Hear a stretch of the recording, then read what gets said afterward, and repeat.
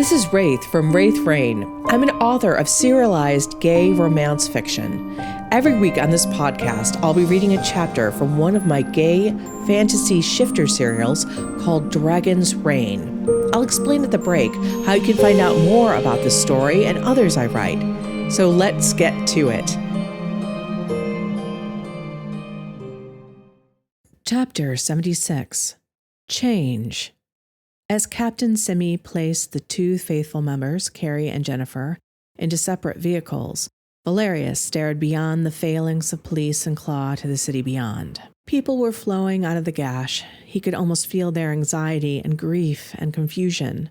What had been a wonderful, beautiful moment had been turned into a bloodbath, literally. It cannot be allowed to remain that way, Valerius thought grimly. What would you have us do? We can crush and smash as many of these puny beings as we like. But there will always be more, Raziel responded. Or so those two seem to believe. Valerius felt a wave of despair flow through him. People's beliefs were as insubstantial as ghosts, and yet they had so much power. We will talk to the others, Valerius said. Once all the dragons are here, they may have other ideas. Raziel snorted. Good ideas? Hopefully, Valerius answered. But what do we do now? Raziel sounded almost lost, and his spirit was never lost. Valerius's gaze went back to the gash. Not all that long ago, the below was the scene of another tragedy. Both this one and that could have been so much worse. He watched as the bomb squad placed both bomb vests into heavy containers. Simply destroying them would be safest, but they needed to be studied first.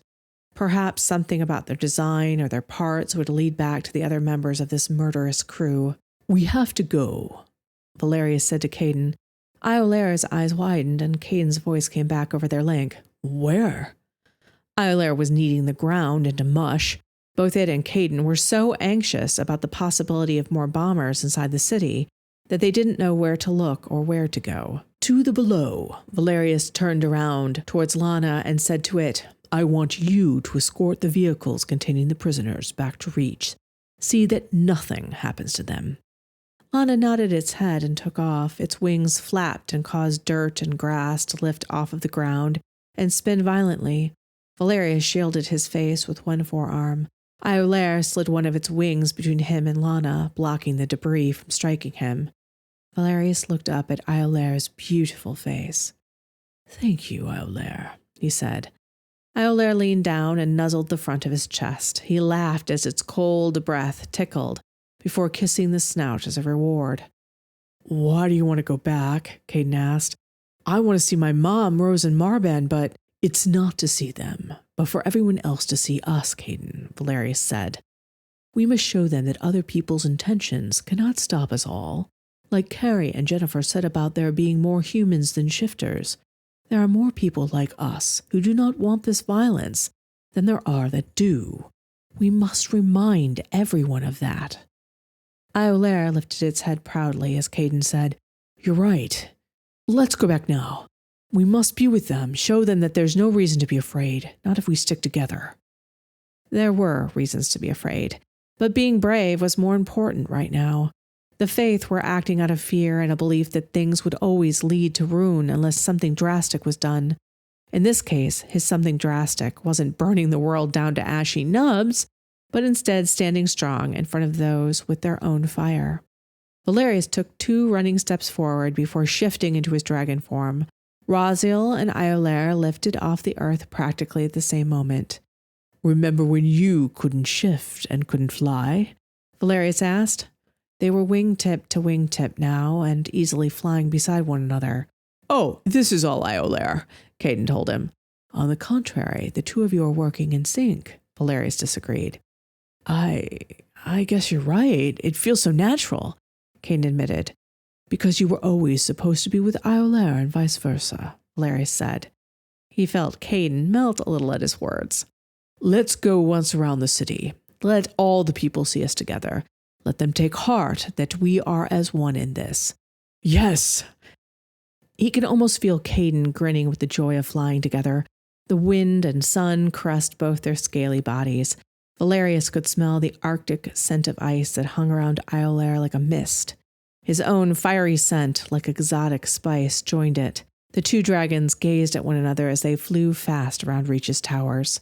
"This is how you envisioned us flying before, Raziel," Valerius stated as they flew as if one. "Yes, Iolair is meant to be with us, and we with them," Raziel answered simply. They swung past the final curve of the city and were at the gash once more. People were thick on the ground. He could hear crying, gasps, and shouts as people stretched their hands up into the sky towards the black and white dragons. "Where should we land?" Caden asked nervously as he took in the thick crowd below them. "Hover. They will clear a path. I'm going to shift into my human form, but you should stay in your dragon one once we land," Valerius instructed. He felt Caden's hesitation before the young man asked, "Are you sure? Hiding my identity any longer feels really unimportant."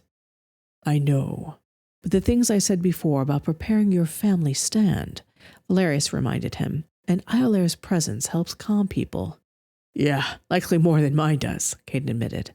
"Yours will when people learn to see you in Iolair as one," Valerius assured him. "But right now, you are too new to them. That will change, I promise." The two of them lowered slowly towards the ground, their twin set of wings causing more wind than Lana's had by a long shot. But as he had told Caden, people moved out of their way quickly, but not in a panicked manner.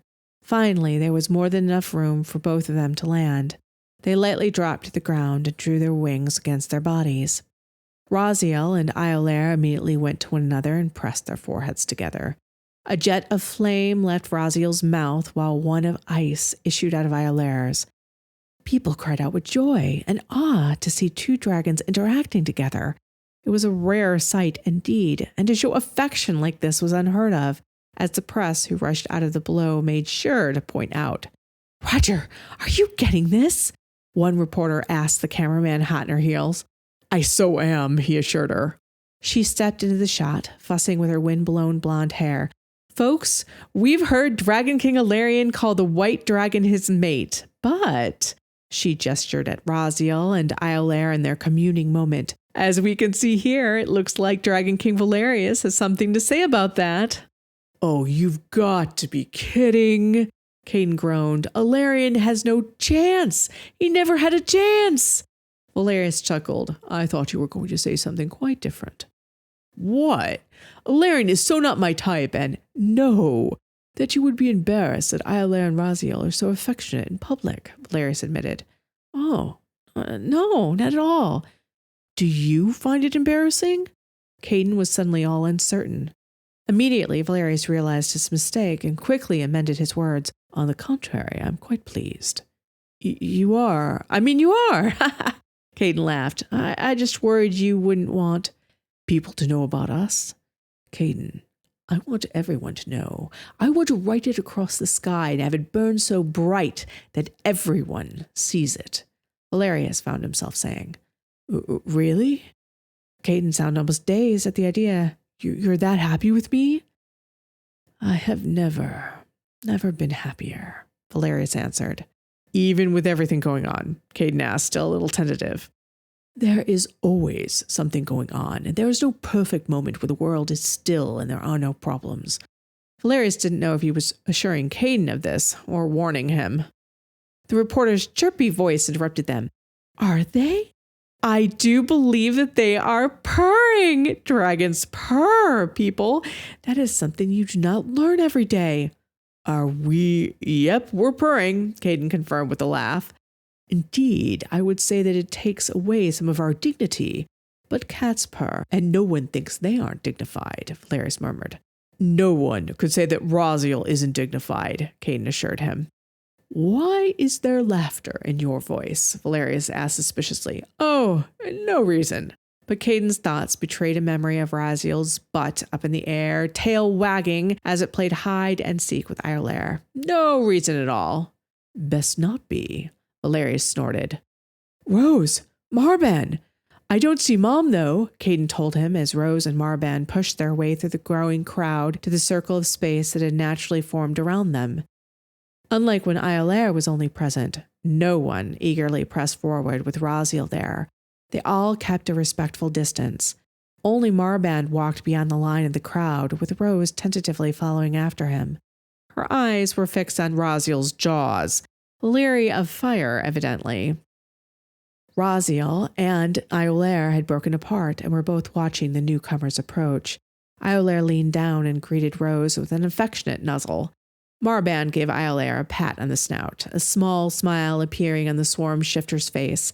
Even Marband was not so completely jaded that Iolaire did not affect him in some way.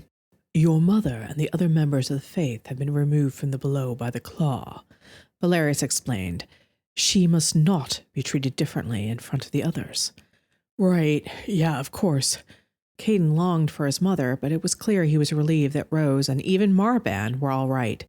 So, what should we do now? Just seeing us isn't enough. No, it is not, Valerius sighed. I have to give a speech. The swarm shifter soon turned his attention fully to Valerius, evidently knowing too that his speech was coming or needed to come. The old man had become his counselor as much as Shione had. He would have thought it absurd not that long ago, but here it was. The Dragon King shifted into his human form. His gaze swept from the reporters to the common folk. There were people who had stains of blood from the bomber on their skin and clothes. There were people whose eyes were shadowed, whose lips trembled, who kept those they loved closer to them than before. He said nothing as he looked upon them, meeting their gazes evenly and calmly, though no one called for quiet. The crowd hushed all on its own, even the reporters.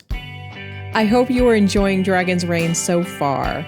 I've been talking a lot about the membership site I have, but I also do publish individual books under the pen name Ex Aratare, which have the same type of adventurous plot, magic around every corner, and happily ever afters as Dragon's Reign. While I love shifters, my biggest love is actually vampires. I have a book series out called The Vampires Club. It's about a cursed vampire and the young man whose blood may be able to cure him. It's filled with mystery, scheming, dark deeds, and, of course, sensual scenes. If you want to check it out, a link to the Vampires Club series is in the description down below. As you know, I am not one for speeches, Valerius said, his voice lifting up into the quiet. There were some who gave him faint smiles in return, acknowledging this weakness of his. But most looked hungry to hear him talk, to tell them something comforting, to give them strength and purpose and a way to counteract this chaos. I wish there were words out there, or in here, he touched his chest, that would erase your fears and the fears of those who are doing these terrible things. For mark me, these people are afraid as they strap bombs to their chests or leave them in public squares or set them off at meetings. Fear is a constant. It is how we deal with it that counts. Iolaire gazed down at him and nodded. It understood. It had heard Carrie and Jennifer's words, and behind all of what they had said was a sort of terror of the bad things that could happen. So they were making their own bad things happen to somehow counteract that. Valerius looked at Marband. Fear is in many hearts, because things are changing, Valerius said. Some changes are long overdue. Marband lowered his head even as he nodded. Valerius looked at Rose. New voices are being raised. New perspectives are being heard. Rose flushed and leaned against Iolaire's shoulder. A new dragon, a 9th dragon, has joined us. He smiled up at Iolaire. The white dragon let out a billow of snow that came down in icy, glittering flakes. These are good changes. There were murmurs all around from the people gathered there. The reporters were frantically taking notes of the speech so that they could give their takes or ask him questions afterwards. He wondered what they would all think about what he was going to say next. But change, even good change, is frightening, Valerius simply stated. While it has been 30 years since shifters were revealed to exist, the truth is that we are still changing because of it. He saw nods. There were flashes as pictures were taken of him and Iolaire in that moment. He wondered how it would look to those who would see them later or who were watching now. Iolaire, gazing down at him with love, Rose appearing pensive but showing no fear at being cuddled by a dragon, Marban with his hands pressed together as if in prayer, his expression stoic and serious, giving his full attention to Valerius. For as many good changes as there have been, there have also been bad ones, too, in some people's views, Valerius acknowledged. Some have felt left behind by these changes. Some feel their futures have been prescribed or even eliminated by them. Anger, rage, really, flows through some veins because of this, and they want a different change. Perhaps for all the changes that have been wrought to be undone and things to go back as they once were. There were lowered heads and some clenched fists in the crowd. That rage was here, even now, in those that weren't planting bombs. Not yet, anyways. And there are those who see that anger and feed it. They believe that this anger will lead to a terrible place, and they must stop it at all costs, Valerius stated, which had confusion rippling through the crowd. He knew they had thought he was implicating humans first and their ilk in the bombing, but now it appeared he wasn't. The truth is that what was begun 30 years ago is still ongoing, and people are fighting on many sides, trying to get their voices heard and attempting to make the changes they want to happen. Valerius drew in a deep breath. There is nothing wrong with that. People were blinking. Even though he had allowed dissent all during his reign, the truth was that people didn't quite believe he liked it. Sometimes he didn't. Many times he didn't. He put a hand on Marban's shoulder. Marban and I have not seen eye to eye on many things. Marban gave him a crooked smile. I'm just here to speak for the common men and women, King Valerius. I am not nobility like you. Our perspectives are bound to be different. Perhaps. Though Marban is being humble. Valerius returned that crooked smile. We all know how intelligent he is and how he has served his people well. That is why he is bringing about a shifter in human council that will be formed in the coming months to address the changes people want, and those which might need to be made for a fair, just society. Marban's eyebrows rose. Even though this council had been talked of privately at the highest levels, it had yet to be formally announced by anyone, let alone Valerius. This council will not be for show. It will advise and argue and present options. It will be listened to. It will make change, Valerius stated. There was more frantic scribbling by the reporters. This was news. The people of the Blow looked skeptical, and he couldn't blame them. But I don't expect you to believe me. In fact, I want you to doubt until it's proven to you. Actions speak louder than words, Marban agreed with that classic avuncular smile of his. And who says old dragons can't learn new tricks? Caden beamed at him. I would have been the first to say that not so long ago, Valerius admitted. We have to hear all the changes that are wanted, the different futures we can have. All voices will be heard, Valerius continued grandly. But then his voice dropped and his gaze ignited with fire. But those who choose to use violence against innocents to try and change the world need to know that they will not succeed. There was a pause as Valerius encompassed all present as he explained, because we will not let you. The crowd erupted into applause and roars of agreement. Valerius waited for it to die down so he could be heard again. There are many more people who want to help than hurt. There are more people who want discussion and not violence. After each statement, the crowd again yelled their approval. Valerius stuck a hand out, one finger pointed towards the cameras as he spoke to those who would use violence for their fight. There are more of us than there are of you, and we will not let you change us. The roar was deafening as he finished his speech. His arms lifted to his sides like wings. The crowd began to chant his name over and over again. He had never seen the people look so enamored with him. He could have led them to do anything in that moment. I have goosebumps, Valerius. Whoa, that was amazing. The people are behind you, Caden enthused. Marban leaned in and said, I thought you weren't a speaker, King Valerius. Why have you been hiding your light under a bushel? Because you have to follow up such words with actions that are just as spectacular, Valerius admitted as the crowd's applause washed over him. When you speak, you're making a solemn promise to the world, aren't you? Caden realized. Yes.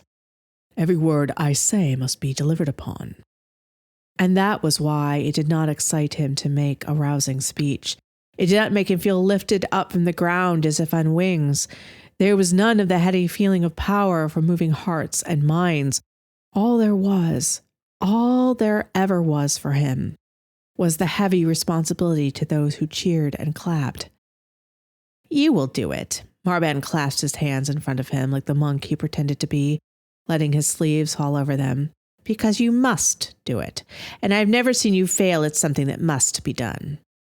Valerius frowned as he thought of his brother lying dead on the ground. There is more information on the bombers, Marban, that we have discovered. We need to discuss. Come to Reach after you get your people settled here. Marban nodded. I figured as much. I will be there. Marban bowed, which had yet another ripple of surprise and joy from the crowd. If Valerius's greatest critic bowed to him in this moment, then something truly remarkable was happening. Uh-oh, reporters, Valerius, Caden warned just before the surge of media came towards them. Lots of them, and they look like rabid dogs on a scent. And this is another reason I do not make speeches, Valerius sighed, because the press treats them only as propaganda. Which they were most times. Valerius was glad of the press's skepticism, but not now, not yet. After people had calmed, but there would be no waiting. They had to get their stories. The questions came fast and furious as the reporters thrust out their microphones to him like swords. Do you know who's behind these bombings? Is it one group or many? The individuals you carried out of here were wearing faith robes. Is there some connection between the faith and these bombings? You mentioned those who feel left behind in this world. Are you referring to those in Humans First? What would you say to Jasper Hawes' contention that humans are second-class citizens? Is the Council going to have any members from Humans First upon it? I am hearing that Jasper Hawes is interested in this council. What say you, King Valerius? I'm hearing Jasper Hawes is calling the council a sham and will have no part in it. What are your thoughts, King Valerius? How is a council formed in the next few months going to keep us safe from bombs now? Are you going to be silent about who's behind the terror because you do not know? Or do you just not want to say? We need to know who's behind this violence, King Valerius. Tell us, who are our enemies? The last question hung in the air like frost. They wanted the us versus them narrative. Shioni would undoubtedly be reaching out right now to the press to tell them that appropriate information would be shared at the appropriate time. Valerius could already hear the gnashing of teeth, but there was no answer he could give that wouldn't cause innocents to be harmed. He would not make that part of his change like the faith had. Come, Caden, let us fly to High Reach, Valerius said. We must speak to the others and prepare for Queen Jahara and King Anwar's arrivals. With that, he shifted once more, and he and Caden took to the skies, while the reporters still called after them, looking for enemies. Join Wraith Rain as a member. The membership is 15 to 20 episodes ahead of the free podcast. If you'd like to join and listen to all those extra podcasts, not to mention getting access to the other stories and manga on Wraith Rain, a link is down below.